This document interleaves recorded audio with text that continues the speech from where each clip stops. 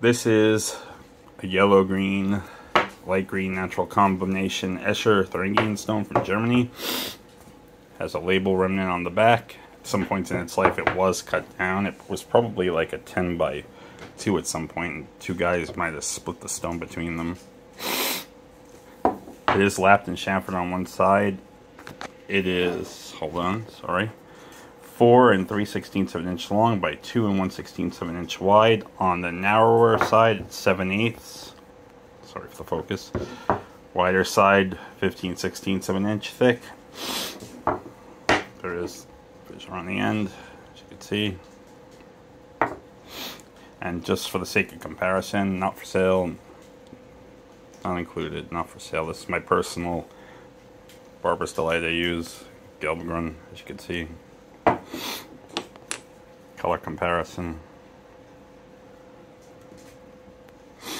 And also, you can also see on the stone, same two-tone effect. So, yeah.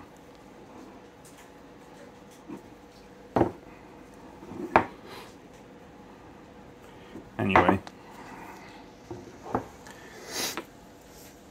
you lose a bit of length, but still the same quality stone.